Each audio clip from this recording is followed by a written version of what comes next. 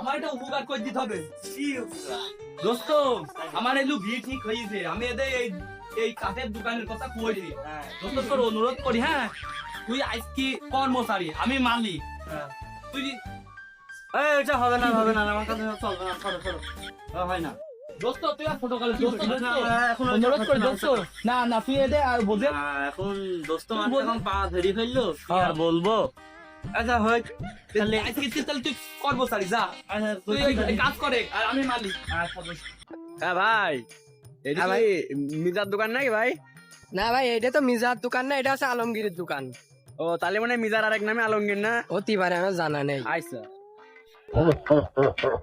আসসালামু আলাইকুম। ওয়ালাইকুম আসসালাম, বা ভালো আছো? ভালো আছি গো। বসে রে, চেয়ারটা দে, চেয়ারটা দে, চেয়ারটা দে। এই দোকান নাকি তোমার? হ্যাঁ এই দোকানই।